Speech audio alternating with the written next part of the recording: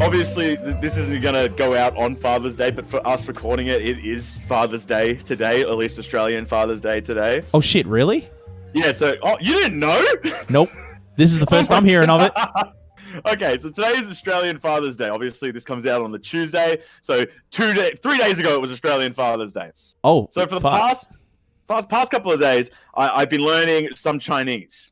Because I recorded just before a message to my father, all in Chinese. Okay.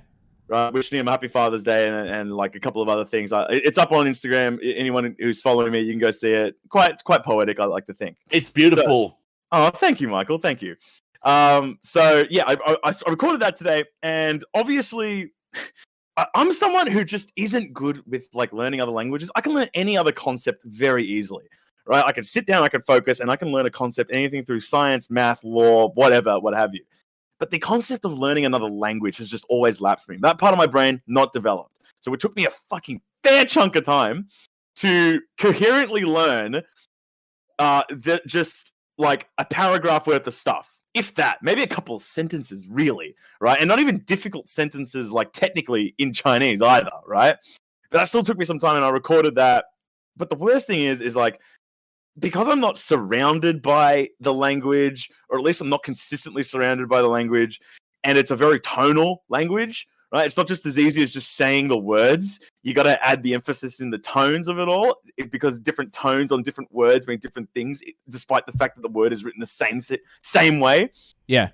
So I was recording it, and I tried to hit the tones because I was listening to, and shout out Google Translate. I don't think it's that great in terms of fucking giving me different voice options. I think it should offer different voice options. So I was listening to how they were pronouncing it, and I was like, oh God, this is fucking tough. This is real damn tough. But I sat down, I recorded it, right? And I thought, you know what, that doesn't sound too bad. It doesn't sound too bad. But it's the thought that counts, right? It's the thought that counts, right? Fired off to my dad this morning. It's another fucking David Dad cold opening, but you'll have it. He fires me back on the voice memo. Yeah, here we go. Fires me back on the voice memo a couple hours later. All right. Aha, my son. Thank you for your message. I just want to say, whilst I understand the message, your tone was shit. You need lots of practice. Haha. Everything is well. Thank you for the message. And then another voice memo comes in 5 minutes later where he doubles back. And he goes, along the lines, I went through the voice, he goes along the lines of, wait, I realized what I just said to you, and I realized how that came off. I just want to say again, I really appreciated the message, David. I really did appreciate the message. And then there's about 5 seconds of fucking silence. It's about 5 seconds. This man is like, love him to death, but like technology escapes him. 5 seconds of silence, realizes he's still recording, and he just goes, oh, but you still need practice with your Chinese. Bye, son. So he basically can't help himself. It's like you didn't ace it. Help himself. You didn't ace it. By nature. Like if he realizes something is wrong, his job and his instinct is to go, all right, let's address it and let's fix it. Forget everything else. And I sat back and I was just like, well, gee, thanks, Dad. That took me a day and a half to learn. Despite the fact that it was 3 fucking sentences. Well, fuck you then, buddy. Oh my God. And with that, welcome to Pint Party, a podcast designed to turn a beer into chat into a tax write-off. I'm your host, John McLeish, and joining me this week, well, I should actually say I'm joining them this week, is David Young and Michael Thompson of Dave and Tomo. It's a takeover episode. It's a takeover, motherfucker! We can't swear on air, so we're like, you know what? What else do we do? Oh, we have a podcast? Well, why the fuck not? Let's do a takeover. Yeah, let's do a takeover. It's been a very long time coming. It's taken us 65 episodes to get to this point, but thank God we got here finally. Michael, I can't believe we've never done just me and Michael. Obviously, like we did the 100 episode special where we 100 episode or 50 episode 50th. Special. We haven't got to 100 yet. We're not there yet. We're not there just yet. But I like your enthusiasm. I'm hype. We're gonna get to 100, and I've got big things.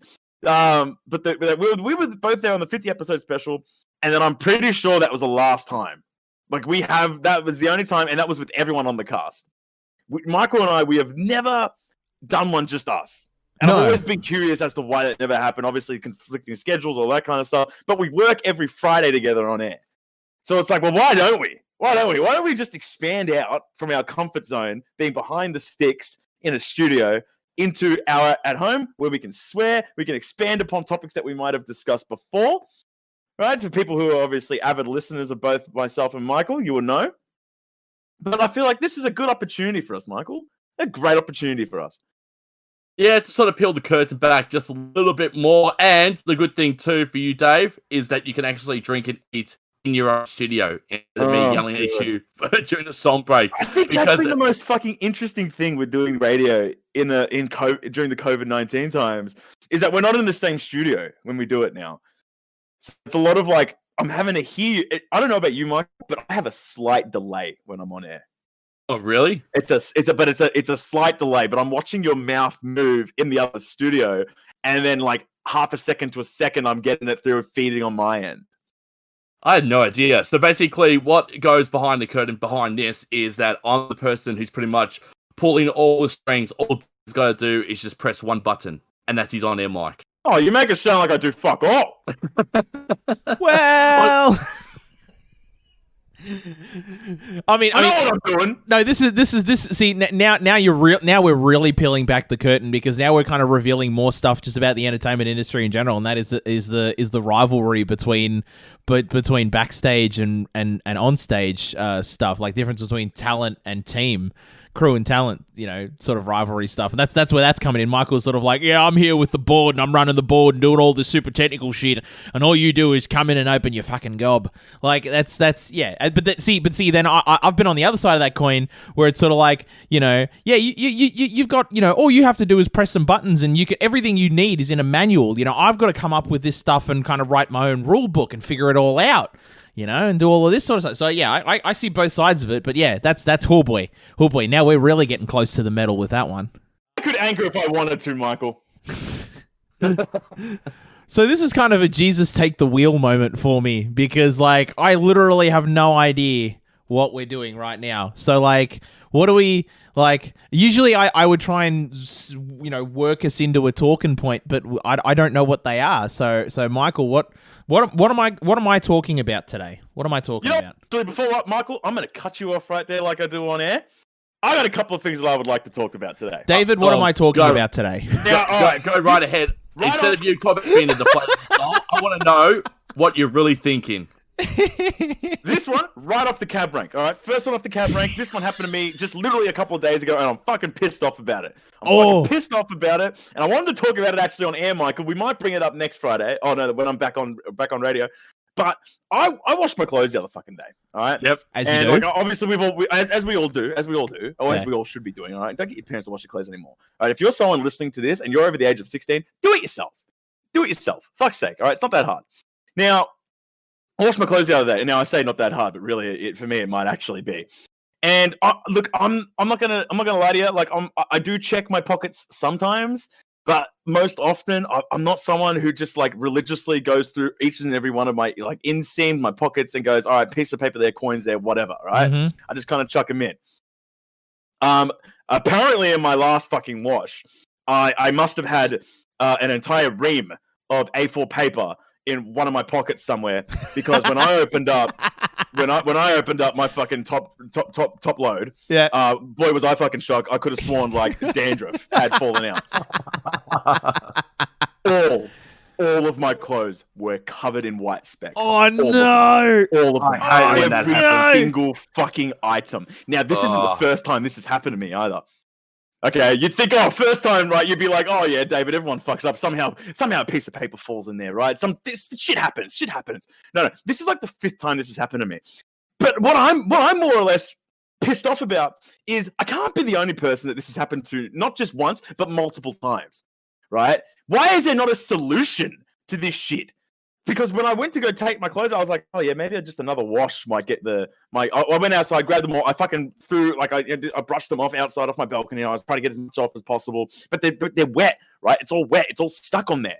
So there's really nothing much you can do. So I was like, I'll chuck it back in the wash. And I'll see, maybe that might make a difference. No, if anything, that made it fucking worse. I'm an idiot. right? The thing that made it worse, it's made it stick to the fucking clothes more.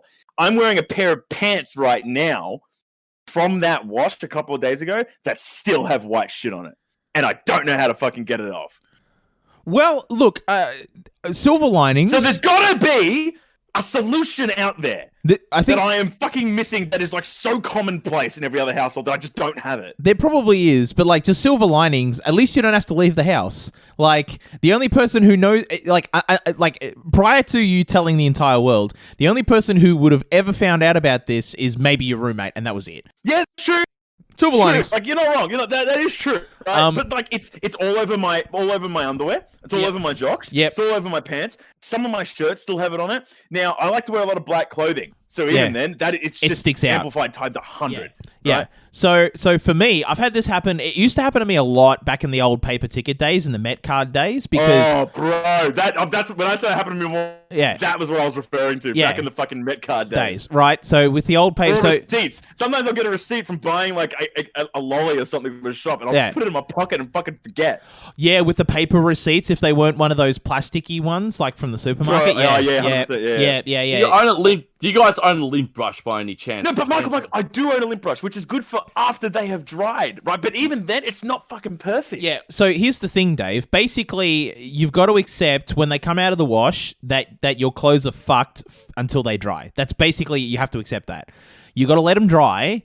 You got to take to them with a lint brush. Like you can do a shake off first. You don't have to don't make it any more hard for you. So do a shakedown, and that'll get the big bits off. And then you got to do a lint brush to get the little bits. And then there are still going to be even smaller bits again. But those you can get through with a second wash. At least that's what I've found. But you've got to do it. You can't just use water. You've got to use laundry detergent. You've got to get the detergent in there to do its job. 100%. Yeah. 100%. Yeah, because 100% always on the laundry detergent. Oh, I don't do it every time. Like sometimes, like I'll run through, like I'll do a load with laundry detergent and then one without, just to like wash off the laundry detergent. Just because the chemical smell kind of bothers me a little bit. But like when it comes to the paper scrap bits, you've got to go both with detergent. And I just feel like that shouldn't be the case though. Like, there's got to be some contraption out there that eliminates the need for you having to wait till they dry and then go over it with a lint roller. That can't be the solution. There's got to be something out. There's got to be a middleman here somewhere. I mean, the problem is you're kind of working against physics because the paper's wet, and so it then becomes kind of adhesive, and you've got to overcome the adhesiveness of that, and how bloody like brittle it is at that time. And you're not wrong, but. I mean, so shy of like a laser to like dry that immediate area and then just kind of like scratch it off. Like that's all I can think of. But I don't know if you want to shoot high-powered lasers anywhere near your clothes, A hole in it.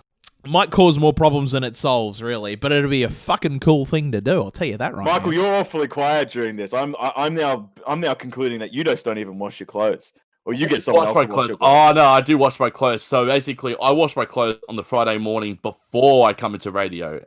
Shit, really? Actually, you know what? That is an interesting peeling back of the curtain here. Because I don't have a particular set structure of when I wash my clothes. Some weeks I'll go like 3, 4, 5 days without doing a wash. Sometimes I've had like maybe a gimmick week where I've done a lot of shit, and then I'll be washing it every second day. Say pun intended with a lot of shit, and then correlation to washing clothes. But like, but every week is for me probably the easiest because then I can load up my dirty clothes basket, and then whatever's in my basket, I know definitely that needs to be washed and put out onto the line. Now here's where I'm gonna take it a step further with y'all. All right, I know I'm gonna cop a lot of flame because I've said it to a couple of people before, and they've gone, "What the fuck are you talking about?" As if you don't do it. But I'm telling you, I don't do it, and I haven't seen any troubles with it so far. So maybe I'm onto something here. I don't separate colors from fucking whites, dude. Or what? No, I don't. I don't. I am yet to experience a problem. Oh, I have once. I did once. But okay. I did, but like when I was 16. But like I was wearing like a shit. Like I had a pink or a red shirt, but it wasn't like a good red shirt. So I imagine it's just shit fabric of that shirt. Yeah. And I had a really white shirt in there as well, and it came out pink, right? Oh. But other than that, I literally don't separate. Like I have never had a problem. I've experienced that from a blue summer collared shirt, the summer shirts that you normally wear with like a singlet underneath. I've had that run on white before, and I've come out, and after I've washed them, I've looked at it, and a lot of my white shit turned out to be white and blue, and I'm like, oh, like that, I didn't make it like that. And I looked at it, I was like, and that's why you don't change color, and that's why you don't mix colors with whites, ladies and gentlemen, because that happens. And But see, I annoying. dispute that. I just think maybe you might be dealing with shit of fabrics, man. Because I'm not even fucking with you. The last literally, how long have I been living out of home for? What are we, 2020? The last 6 years that I have been living out of home, genuinely have made no single attempt, not even a slight attempt to separate any of my clothing. All right, I don't even deal with delicates. I don't deal with whites. They all go on the same wash. They go into a basket that I've labeled as dirty clothes, and then that fills up, and then that goes straight into the washing machine. Right? I don't look at it after that point. I probably should, because fucking paper falls in there sometimes. Right? But other than that, I don't look at it. And I'm yet to experience a problem. I am yet to experience a problem between colors going off my covered shirts and then onto my whites. It's probably depending also where you get your clothes from, which is another question in itself. Because if you get it from, say, a really fancy place like a Ralph Lauren or a Lacoste, for example, I know I'm just spitballing some ideas and some big name brands here, but if you get to places like that, very unlikely they're going to run because of how well the fabric is. But because I got mine from somewhere like Cotton On, no offense to Cotton On, I love the place to bits, but that's where the problem lies as well. It's because of where the clothing comes from. Bro, I've got cotton too, man, and nothing comes off. What are you talking about? I've got no idea. I've got Cotton On, Factory, H&M. Like, I've got all the mid-range kind of brands, bro. Right? I've got whites, blacks, and like a variety of colors. Ain't nothing coming off. Yeah, ain't nothing coming off. The only item of clothing I've ever had issues with is when I bought my jeans from Just Jeans, which I love. I love my jeans. But the first couple washes, I've got to wash them basically on their own because they put so much fucking dye on them that like basically anything that else goes in there turns basically gets one shade of blue applied to them as well. So I have to wash my jeans on their own for the first couple of washes until the excess dye washes off. And that's Just Jeans. Like, they're like a pretty good jeans company. Yeah, they're a top-end jean. Oh, well, they're top-end. Yeah, but they're good jeans. Yeah, I don't buy their top-end jeans from there because they sell like Levi's and shit. No, I'm not buying that. Like, no, I'm buying their own brand jean, you know, which is like not top-end, but it's still a good jean. It's still a good jean. Yeah, and that's the only item of clothing I've had issues with in terms of like color runs. Yeah. Oh, it must just be me. I must just be flipping the coin every single time, and it just seems to land in my favor because, like, I've yet to experience a problem, but I know people who have, like, who genuinely get it every single time. But, like, okay, hold on, just Michael, because you seem that happens to you quite a bit. Are you just dealing with a straight up and down white tee, and that's getting fucked with, or are you also fucking shirts that have like multiple colors in it, but are also some white spots as well, and then those white spots get fucked up? Sometimes those white spots do get fucked up. Oh man, I'm calling bullshit. There's just either I'm God or something. Let's not go that far, shall we? Let's not go that far. All right, now, okay, moving on from that one, here's another one I want to talk about because this one popped up on a Reddit ask question the other day, and I was like, you know what? It's got me fucking thinking. All right, it's got me really thinking, and I'm still pissed off about this. I'm really still fucking pissed off about this. Simple question, right? I want you fellas to think about it. What still peeves you off to this day? Right? Something that maybe happened to you a couple of years ago that you think about every now and then, you just go, fuck, man, that really just tugs the hairstring a little bit too tight there, right? Now, the thing that still pisses me off, and like, it's so petty. Well, okay, it's not petty, but like, it's petty for me, is in 2012, 2011. We'll go 1 year back before 2012. 2012 is when I was really fucking pissed off about it. 2011, I was in year 11 at that point in time, and I was running for college captaincy of my school. Now, is it that video that serviced online? Yeah, the video is still out there somewhere. Yeah, I have copies of it in multiple locations. It is still the greatest video I've ever seen in my entire life. Not gonna lie. Oh, dude, it's amazing. Not bad. It did really well. And look, and then further than my point, it did the job because I started campaigning, and like I knew I was gunning for college captain ever since like I entered high school, right? Like I was like, I know I've got this in the bag, right? And like all the upper years they knew me, all the lower years they knew me, all my current years they knew me, right? Like and at that time, humble brag, like a young brag, it was a shoo-in, right? As soon as I put my name in the hat, it was like, yep, David's going to get it, right? Because it was a popularity vote for it, or at least it was until teachers got wind.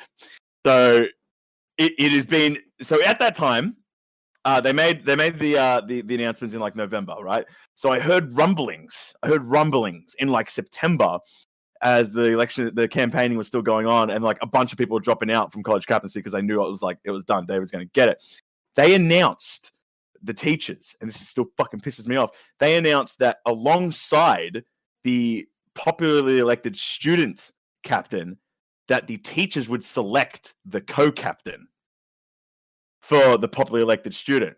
Whoa. It was a direct interference to me because I heard from a couple of teachers because they knew that it was going to be such a landslide that I was going to win based off all the students that they were asking and all that kind of stuff, that some of the other teachers were not happy with this because they were worried I was going to fuck with the position and like introduce and do shit that was going to be like counterproductive and all that kind of stuff.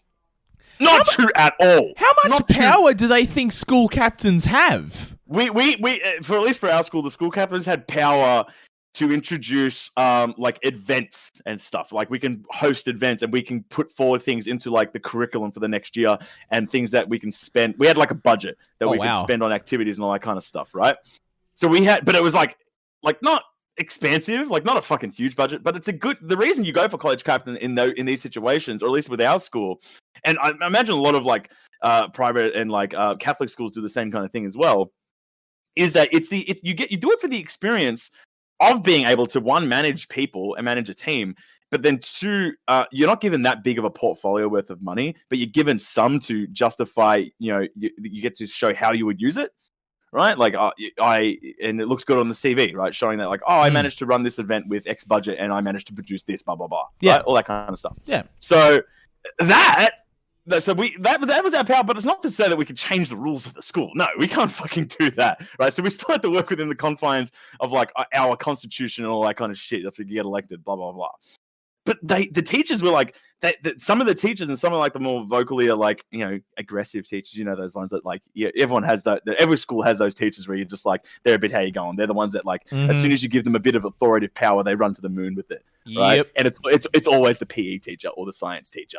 Right? It's always one of those two that like, they'll blow the whistle and go, well, you listen to me because I'm the boss here and whatever I says goes. Right? Like they are authoritarian as fuck. Yep. So some of those kinds of teachers, they got wind of this and they were like, we can't let this happen. And like I was known throughout the school, so everyone knew who I was as a person, but they didn't know the extent of what I was as a person, and they just assumed and labeled me as like a troublemaker straight up. So they were like, we can't let this happen. This is stupid. David's going to like host stupid things and all that kind of shit. And like, it's obvious that he's going to win. And then most of the other committee will be made up of people he knows as well. So he will be able to get shit going. So what we need to do is introduce a co-captain, one that isn't student elected, to which they did. And they selected quite possibly the most like argumentative, counterproductive person possible to run against me and then become my co-captain, because all throughout that year, I couldn't get shit done because it had to go through all of us. And it had to be like, either we both had to agree on it for the budget to get activated for us. Right, that was that new in place rule. It's like, all right, in order for you to activate the budget, you need to both agree on it. Yep. Otherwise, you can't use that money, and you have to do the event without it, kind of thing. So the only thing that I could get through for that, and I had so many little things that I wanted to do in terms of like keeping student engagement up, study groups, all that kind of shit, little study excursions, all that kind of fucking bullshit. The only thing I could do, the only thing that I could get her to agree on with me was I would host a college Got Talent series. That was the only thing I could do. The only thing I could do was produce a Got Talent series that only ran for like 2 months. And like we could barely get that much student engagement because I had to come to so many concessions on the types of things that people could like submit for like little tricks and like things and all that kind of stuff. Essentially all we could have were people singing. Right? They're like, otherwise, like we couldn't have magic tricks, we couldn't have people doing stand up, all that kind of stuff. It was just like, no, we could only really let singing and like all that kind of stuff.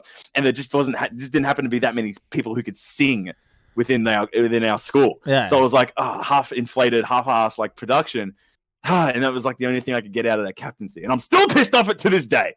To this day, I'm still pissed off. introducing a fucking a co-captain, literally just to stifle me. I think it's interesting that, like, I mean, you know, like, as I'm hearing all of this, I'm like, oh, okay, so, like, did you organize a resistance? Did you, like, say that you'd won the popular vote and then, like, use that position to, like, rouse the student body to, like, oust this person? When it happened at the time, I wasn't initially pissed.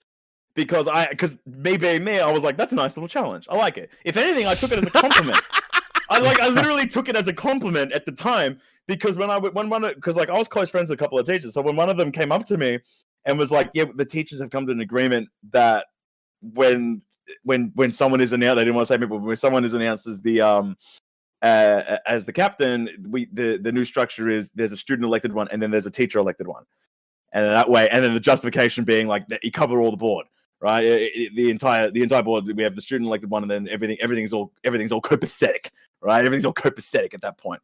So when I heard that, I looked at that and I said to myself, I'm like, the only reason because that wasn't the way it was done all the other years, right? Wasn't the way it was done all the other years. Oh yeah, and I've been most vocal about the subject of being college captain for the longest time. Right, and like everyone knew I was doing it as soon as they saw my name in the hat when they started to announce who the candidates are and who's running for it. Everyone was like not shocked. Everyone came up to me and was just like, yep, all right, you got it. Right. No one was shocked that I was running for it.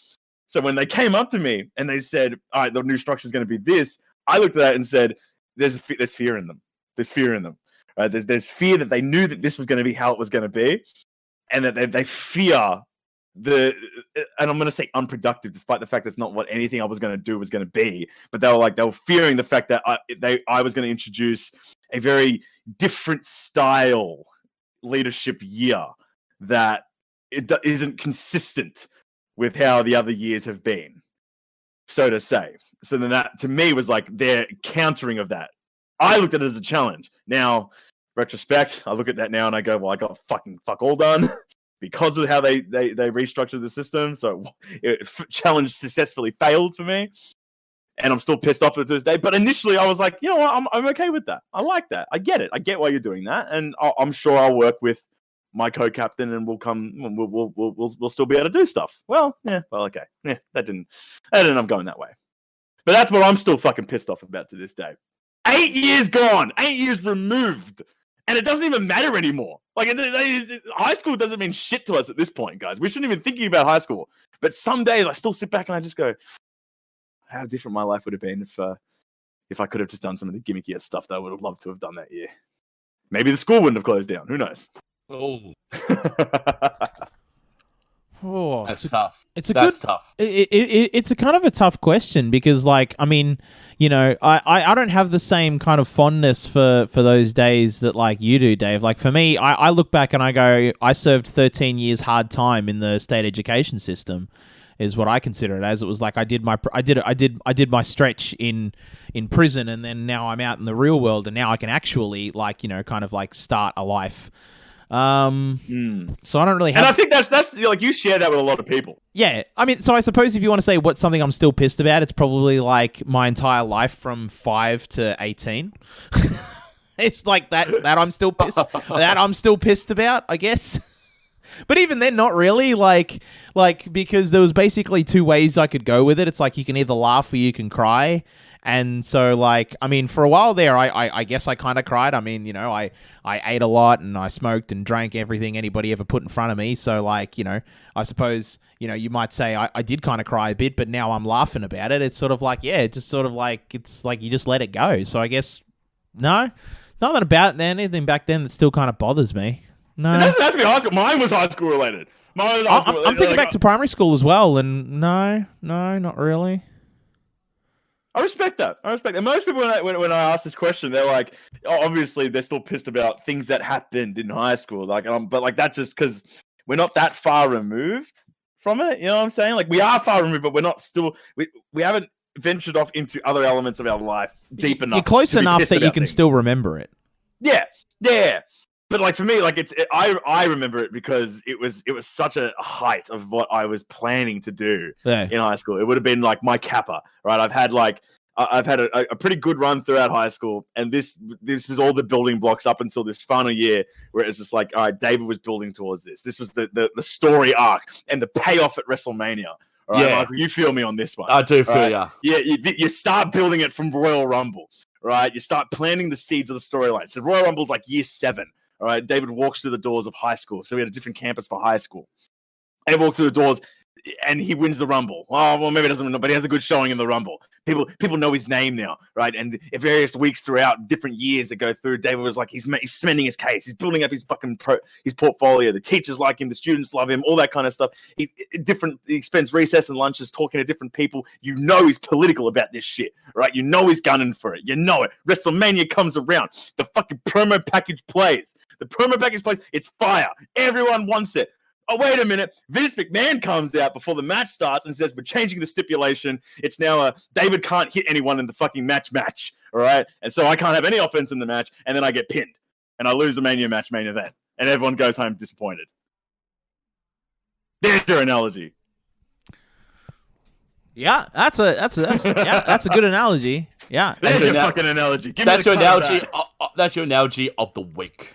That is There it it. is. That's kind of analogy of the week. Yeah. No, I'm really scraping the edges of my mind here. I'm trying to think about like something that, no, not really. Just I suppose my entire childhood, really. Come on, Michael. You've had a decorated life. Surely there's something that still pisses you off to this day. I mean, a lot of things piss you off, Michael. All right, it sans the topical stuff at the moment, obviously. Yeah. Right. All right. Forget it. Put that aside for the moment, right? Because I know you're pissed off about that. But like, surely there's some point in your life where you've just gone, damn it. I think about it now and I go, fuck, I'm still a little bit pissed off about that. Probably go back to my almost similar to John, but from a sporting perspective. So I was a very good swimmer back in my childhood, and I was, by the time I was 9 or 10, I was another famous Michael in the water. I was swimming with 14, 15, 16, 17-year-olds, which was a fun time in my life. But the one thing I could never get right was I could never dive properly. Could never dive off the blocks into the water, and that still pisses me off to this day because I love it. Because watching the 2000 documentary a couple weeks ago when it was on TV, I was like, as a 6-year-old, I was like, I would love to one day represent my country in swimming. I had aspirations to represent my country in swimming, travel the world, win medals, break records. Didn't happen, unfortunately. I was like, you know what? If I knew and if I kept digging and putting my head down, and if I kept doing it, if I kept looking and going, all right, if I'm going to try and keep diving until I get it perfectly, things probably would have been different. I probably would have still been swimming. Probably would have been a lot better than what I was.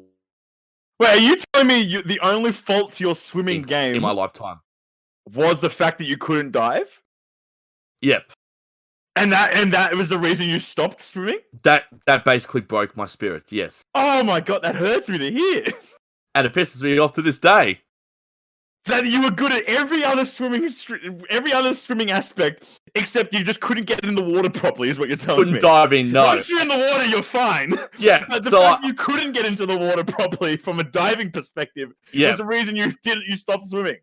Yeah, exactly. And that's one thing that annoys me the most is because if you look at it, it's, the thing that annoyed me the most was that I was so good at breaststroke. I was so good at butterfly. Hell, like my swimming center, which is not there at the moment.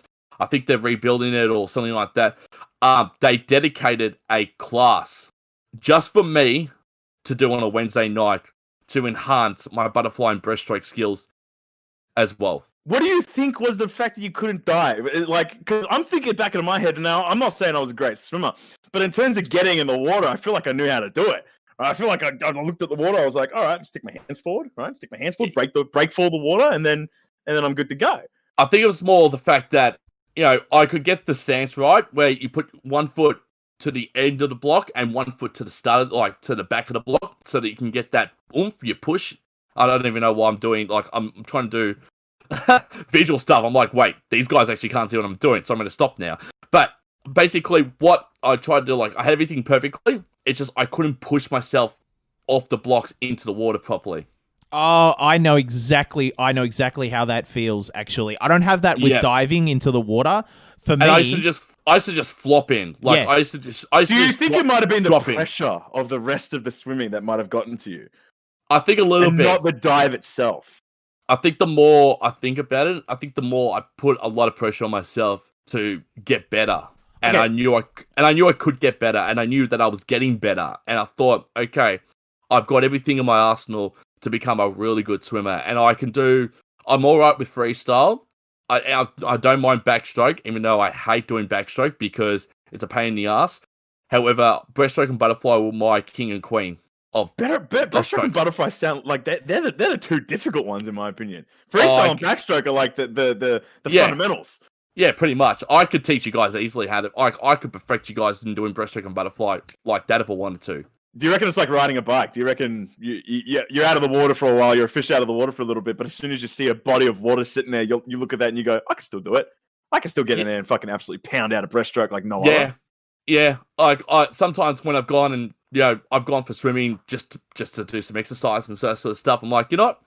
I might do, I might do 4 laps of freestyle, 4 laps of breaststroke, 4 laps of butterfly. Boom.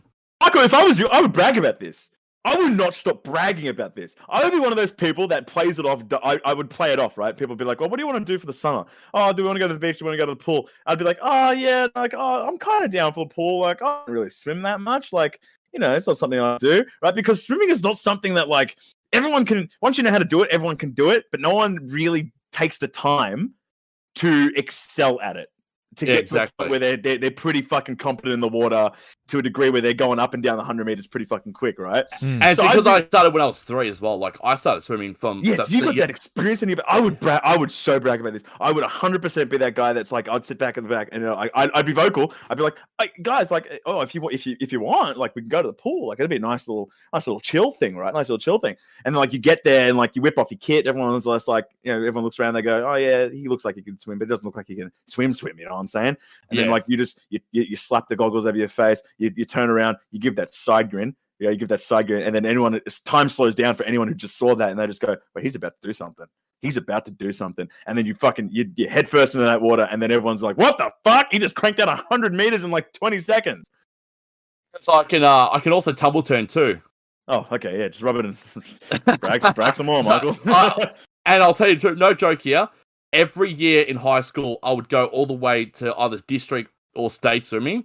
And because when we do our school swimming sports, every time I would compete against my friends and people in my class, I would always finish a good 10 seconds before anyone else does. That was your sport. When you had like school athletics, you were the guy where it's just like I was a swimmer. Like I was also good at that. I was good at athletics, but only field events and athletics. But I was more swimming more than athletics. Oh, don't get me wrong. Like when it came to like the field shit, aside from running, but when it came to like, all right, who do we want to put up for shot put? Get your boy on that. Get your boy on shot put. I got this. So I've got stories about my time doing athletics as a kid as well, but that's probably another story for another day. Yeah, but I got to say, Michael, it's funny. I can actually kind of relate to your diving in the pool story and kind of like really struggling with that. Because for me, it wasn't diving in swimming. It was dropping in a skate ramp with skateboarding. Is something I was just never able to do. But you know what? I like the segue. Keep going, Johnny. This is good. I'm telling the God's honest truth. Like seriously, like I can't do it. Like I tried it a couple of times, and every time I've tried it, I've always stacked it. In fact, one time I stacked it, and I had a really interesting black eye. It kind of looked like because it didn't cover the entire eye. It kind of looked like a triangle on my face of bruises. It was a really interesting kind of shiner that I got one time. But like as a result, like I just can't get over the personal.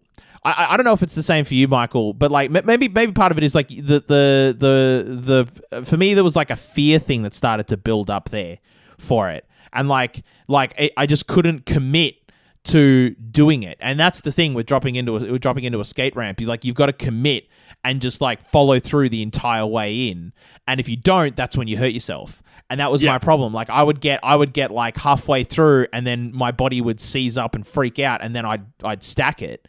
Was kind of my problem. So it is a mind thing. It really is. Because like, it really is. I don't know if you saw like Tony Hawk in the last couple of weeks. He put up a video of this little girl. I don't remember her age, but she was genuinely quite young, and he was teaching her how to do that, how to go down the pipe. Yeah. Right. And what he basically concluded was that first video he put up, she was up there for like a good like couple of minutes just staring at it and like, oh, am I going to do it? Oh, and he's kind of standing because he knows, he's like, yeah, when you do it, you'll be fine, all that kind of stuff. And then as soon as she did it that first time, when she went back up, she just did it, patted it out, right? And he says, it's like, it's for this, and especially a lot of other sports like this, it's a mind thing. Mm-hmm. It's that mental barrier, right? But you can't be afraid to get hurt, kind of thing, because the reality is, and like Tony Hawk being the greatest skateboarder in the world, right? Like I think we all unanimously just sit back and go, "Yep, he's the greatest of all time on the boards." He doesn't get to where he is by fucking not breaking an arm, by not cracking some shins, by not bruising, right? Like he does everyone else. Skateboarders, they break a lot of bones before they become the best in the world. Like Tony Hawk, I think he said he's broken almost every bone in his body. Skateboarders don't get enough respect, man. They do not get enough respect on the main stage of like sports. I reckon that to watch a skateboarder work a half pipe and then hit the tricks, like that is fascinating as fuck to me. Weren't they going to introduce it for the Tokyo Olympics? Oh, were they? Oh, I heard they were. They were supposed to originally, because originally what they did in 2008 in Beijing, they brought in the BMX riding, so BMX became an Olympic sport. Oh my god, did they? Yeah, it did. So from 2008 until now, we've had BMX in the Olympic Games as an actual sport, and we've had people win gold, silver, and bronze, and it's fantastic to watch because it's pretty much just speed riding. So basically, it's like they do like tricks and all that sort of stuff, but they also do it over a crash course as quickly as possible to go into the final. But yeah, I think Johnny's on the ball here. They were supposed to bring in skateboarding for the 2020 Tokyo Games. Yeah. Oh my god! I'm looking at it. We didn't get. I'm looking at it right now on Olympic.org. Yeah, and I think surfing was supposed to be brought in either the games after or 2028 from memory as well. Yeah, surfing was going to come in a little later. I can't remember when. I think 2024 was when they were supposed to bring in. Yeah, I think part of the problem with surfing though was the fact that you have to use the environment, and like that causes a lot of issues. Like, because they wanted to do, I think sailing might be in the Olympics or something. I can't remember. But like, I think it was like with the London Games, they were going to do one of those kinds of events, and basically they were going to do it like in like, I can't remember. I don't know, the one of them islands in the Caribbean that England still owns from some shit they did 300 years ago or something. And they were going to do it there, and the Olympic Committee was like, hold the phone. That's like 10,000 kilometers away from where the fucking Olympics is. Like, hang on a minute. Like, let's talk about this. And that's, I think that's part of the problem with introducing surfing to the Olympics, is that, like, you know, if you do, you know, like, yeah, if it's a shit surf season, or maybe it's in a part of the world where the surf is just shit, like, then how do you hold that event? You know, but you can make machines to simulate that shit though. You can, but that's built. That's a lot of money. Yeah, that's a lot of cash into the infrastructure right there. And that's on top of the fact. I think some aquatic centers actually do. Thankfully, they've got that luxury of having like a makeshift surfing center where you can actually learn how to do that sort of stuff. And a lot of athletes tend to do that before they go out. The local community center wave pools were always the fucking absolute bomb. Oh my god! They were great as a kid. That was like the shit. You were a G if you could survive the wave pool. Like when you're 8 or 9 years old at the fucking local. Oh fuck right? Yeah. You're just like, yeah, I'm going to the wave pool, boys, and they're like, oh, no, yeah, and it's the wave, fuck. You got me in my nostalgia right now. The wave pool is fucking sick. But see, like that's. You could do something for like that for surfing, but there is that element where it's like you want to be out of the sea. You want the choppiness. Well, right? the thing you want that. You want a big wave, and the thing is that you can artificially generate those. I think that we're building one here in Australia somewhere. I don't remember where, but I know they're building. But it's a dirty, great big fucking thing. Like it's huge. Like seriously, like the amount of water you need, the amount of power you need, the amount of space you need, it's fucking huge. And so, like trying to build those. Okay, so let's say London gets the games again. Where the fuck would you build that? You know what I mean? Yeah, like, there's just no space in large cities like that. We're lucky here in Australia because we got this. Because not only do we have just like a lot of space, but we're a sport mad country. So when you talk to governments and say, "Hey, we want to build an artificial surfing center," they're like, "Fucking A, right? Here's $1 billion." Say no more, bro. Say no more. You had me at sport. Like fucking done. Sport. What's that? 50 billion? Okay. Just go into the fucking treasury. We're all good. Yeah. I'll cut you a check right now. You know what I mean? Like, yeah. So getting those sorts of things off the ground is really easy here, but that's a very different story. And maintaining them post Olympics is also justifies the spend. But like, I remember I saw a video once, and it was sort of like what happened to like all of these arenas that got built for like certain Olympic games in different parts of the world. The Beijing one, the 2008. The Beijing one, they put it up and then they pulled it all the way down. Like it doesn't exist anymore. That one fucking quick. Yeah. But I mean, like, but that was always part of that design, though. Beijing, right from the gate, were like, it's literally temporary. We're going to do that, and that's fine. Like, I get that, and I respect that as like a design thing. But like things like Rio and Athens and stuff built theirs to last. To be like, no, we're going to build it, and then we want to like then hand it back to the community afterwards to get the next generation of Olympians. And everybody's like, oh, that's a lovely sentiment. We love it. And then they just end up abandoned and overgrown with plants and like just left to rot is kind of what ultimately happens. And so, well, that's also what happened. Yeah, in 2004, after the 2004 games in Athens, they let the swimming pool that was famously won by Grant Hacker when he won the 1500 meter with a collapsed lung. Yeah. They left that like that. It's plants growing out of that one. The Brazil one. Oh, there's Rio is just sort of like it's just Rio's rotten. Wrong. Yeah. Rio's one is just completely abandoned and just it's just a place for mold and moss and homeless people. Yeah. Do you reckon the problem with getting people hyped to be this like concept of an Olympian, it struggles because it's only every 4 years? No. Do you think maybe if it was under a different kind of maybe like a 2-year structure, you'd have more hype to it? Maybe people are like, all right, like now I know, I have more exposure to it, but then 2, I feel more like now I'm not having to wait. Because I think, and like this, I respect it, but at the same time, like I'm looking at like a lot of the prime athletes that we have now, right? And I'm going, realistically, with the 4-year structure, you're probably getting only 2 or 3 of them, two or three Olympics out of per prime athlete, unless you play in a particular sport. So that being like swimming, you seem to be able to do that for about at least 4 Olympics. Like Michael Phelps did about 4 or 5, didn't he? Something like that. And he is like another worldly athlete, though. Yeah. But other than that, your prime athletes per country, you're really only going to get 2 or 3 Olympics out of them. Yeah, but then whereas if you had a quicker concept, like in a shorter period, it'd have more exposure.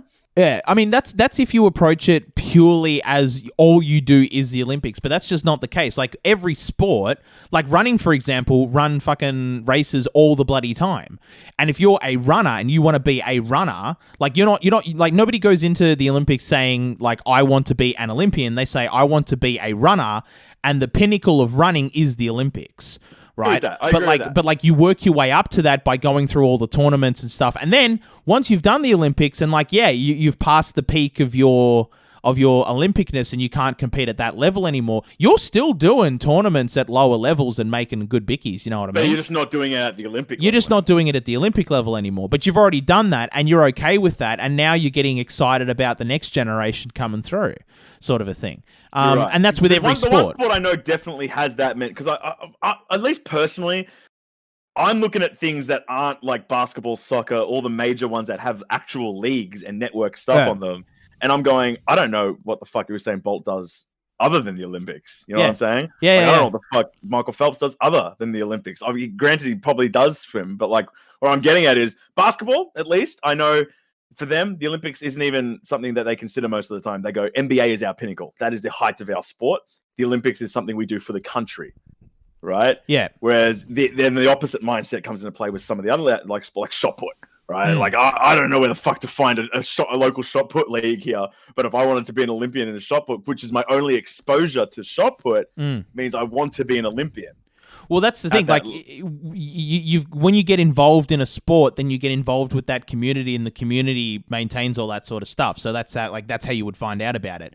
But you're right; they're not spectator sports at all. Yeah, I agree with that. Yeah, they don't have that. They don't have that kind of entertainment value most of the time.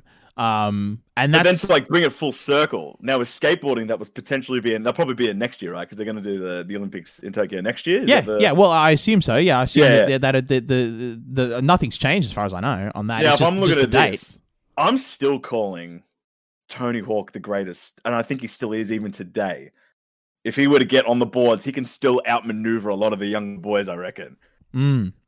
Are we throwing Tony Hawk onto that stage and are we going, let this man, let's see, like, obviously up to him. Obviously up to him. But if I'm Tony Hawk, I'm going, I have crafted decades to get this sport from where it was to where it is. And now where it is in the Olympics. Sure as shit, I'm competing in that. Sure as shit, I'm competing in that. He's now 52 years of age, just to... Is there an age cutoff for the Olympics? No, not I don't think there's an age cutoff for the Olympics. If you're good at that sport at that level, you play at that level, right? If I'm Tony Hawk and I'm going, I still got some fucking gas in the tank, man, I'm going for a gold. Like, I have brought this sport to the fucking pinnacle of where it can get, right? At the Olympics. And I've still got gas in that tank. Surely the man steps up and he goes, Yo, youngers, you got next. But for the first ever skateboard Olympics, I'm there and I'm gunning for gold. Surely that's where he's at the moment. Based on just on a quick Google search of Tony Hawk Olympics, it looks like he has his doubts about whether it'll work or not. It doesn't say anything about him actually competing. But come on, Tony. No, but a big part of the problem is that Tony Hawk's a vert skater, right? He rides the big half pipes. That's his thing. Yeah. Oh, right? True. Oh, yeah. How are they going to make? Oh, how does it work as a sport in the Olympics then? They're not doing vert. Is the thing. What the fuck are they doing? Just like the two. This is according to skateboarding.transworld.net. So I don't take that for what you will. As you can tell, Johnny's been Googling hardcore during Dave's spiel there. Oh, fucking A, right. Yeah, I'm doing the research, bro. I'm supporting the team here. So this is the quote, instead the two disciplines will be park and street. So street skating is typically like, I mean... on the rails. That'll be like rails and stuff like that. But park is typically like it's smaller ramps and then little boxes that you can jump off and stuff like that.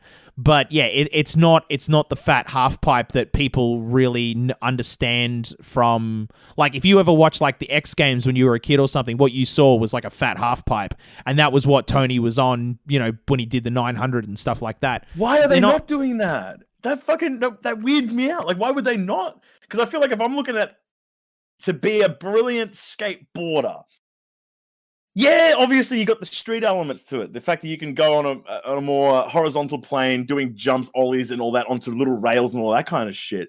But then the bigger half of it is the tricks and the maneuverability on the pipe. I would imagine, but maybe not. Well, I mean, the thing is, like, I suppose part of it is that, like, in terms of varieties of tricks, like, there's a lot more you could do with a park or street sort of environment, because like there's a lot more opportunities to do, like different kinds of like tricks and stuff. Whereas with the vert, it really is just sort of like, how many times can you spin in the air before you land on the ground again? Like it's kind of its big thing. But see, like when you think about it from like a visual perspective, that's what people want to fucking see. They want to see these bastards fucking go fucking orbital and then spin like a fucking fidget spinner and then come back onto the ground and not stack it. Like that's kind of the gimmick. That's what you're there to see. But if you wanted to do like a more technical type of skateboarding, then really that's your street and park style stuff, because there's a lot more, because that's you're doing grinds, you're doing more flip tricks and grab tricks and stuff like that. But by the way, I just want to say, take everything I say with a fucking humongous pinch of salt. I haven't been a skater since I was bloody 12. So, like, I really don't know where the scene's at these days. But, like, when I was a kid, it really, I mean, everybody loved the half pipe, but everybody just, like, most kids only had access to, like, a skate park which didn't have a half pipe. It was the ramps and the boxes and stuff. So maybe that's just then maybe that's kept on through. So like that maybe modern skaters, that's what they're comfortable with because that's what they grow up with maybe, and that's what they have access to for infrastructure.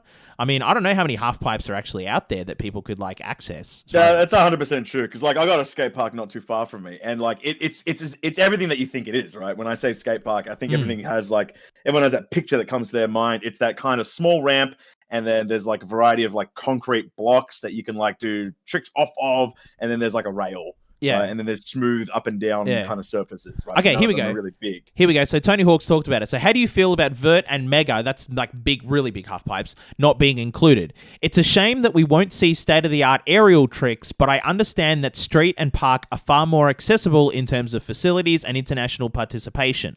I predict that once the dust settles from Tokyo, that there will be serious discussions of at least adding vert to 2024. And that's the thing, like building a half pipe's an absolute fucking pain in the ass. Like, I mean, it is like to do it properly, you got to build it out of wood, and then you've got to like curve the wood. Like the carpentry involved would be absolutely insane. Oh, but it's not a multi-million-dollar like hard, like comparatively what we were talking about with setting up a fucking surf. That requires like a lot of electricity infrastructure. That's as true. Well. Yeah. It's way less expensive, but it is like you have to have the space for it, and you've got to build an arena around it, right? It's like a giant thing. I feel for Tony then, because then like in 4 years more, I probably wouldn't be as comfortable then with like 54, 55-year-old Tony getting that goal, because I'm pro Tony on this one. I want the man, because he's seen this sport through from its basic, not inception, but inception of like mainstream to where it is now. Oh, I feel I could feel his heart crack when it was announced, and it was like, wait, you're not having vert? You're not having vert? You're literally subbing me out for this? Respect though. Yeah. It looks like what it might really be is sort of like, it might be just sort of like as again, because they're just introducing it. So maybe they want something that's like, you know, there is a little bit more variety in what's going on, because like, you know, instead of just watching someone just go up and down in one spot, right? When you do like a park, there's like a bunch of different ramps and boxes and stuff. And so it becomes a bit more like gymnastics. Right, with the big, you know, the big, I don't know what they call it, the big open square when they do the little dances and the flippity-doos and all the rest of it. Like it's kind of more like that. And so there's a lot more kind of movement and going on, and a lot more variety in terms of what are they going to do next and stuff like that. But you don't have, and that's the thing, you don't have the big draw card, which is watching some cunt just go flying in the air. Like, you don't have that. And so yeah, it'll be, but it looks a lot more kind of like, you know, it looks easy, but it's really not, sort of a thing. So it might encourage more people to get into the sport and then make the sport, you know, bigger. Which would then open more opportunities for vert in the future. Maybe is kind of if I'm the Olympics right now and I'm going, okay, great, I'll settle with that. I'm 100% getting the X Game commentators on that.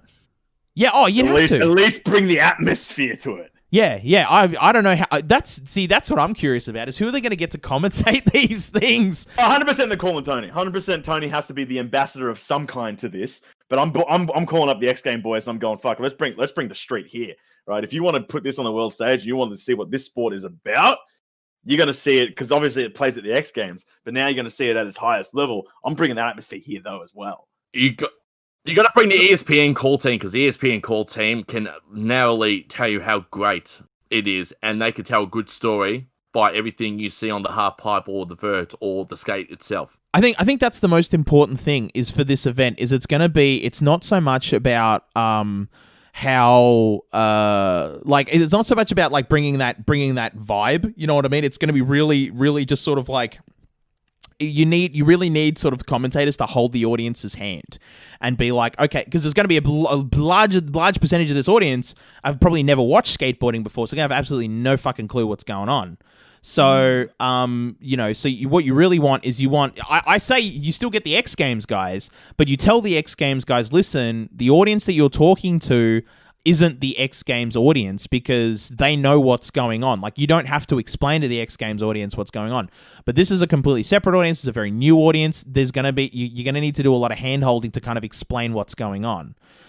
Which is why they, like, whatever they fucking do, the people they should not call, in fact, they should avoid calling, is the people that do the figure skating, because those people are the most fucking obtuse people ever.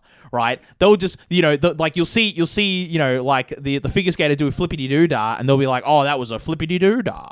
Oh, very nice. And like not really explain what it was, or they'll go, oh, that was very good, and not explain what the trick was or something like that, or like how complicated or anything it was. And you go, I don't know what the fuck's going on. Why was that good? Why was that bad? What's going on? Like, there's no explanation.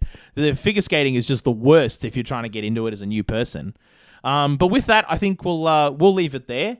I would say I want to thank my guests, but I want to thank myself for being a guest today. Thank you, John. Oh, thanks, man. I appreciate that very much.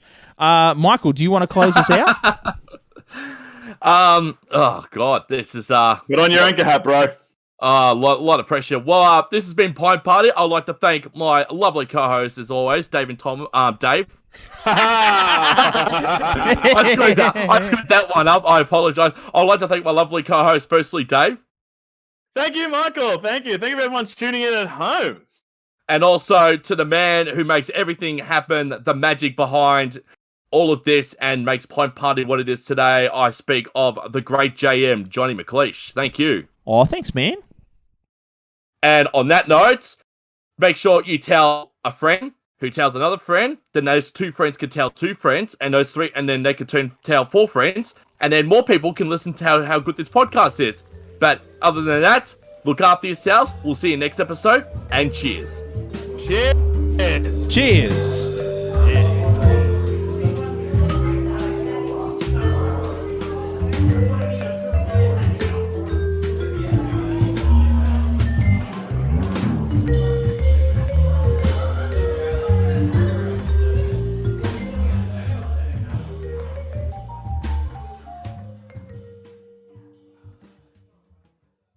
This podcast is part of the Hartifact Podcast Network. For more of this and our other podcasts, head to hartefactstudios.com.au.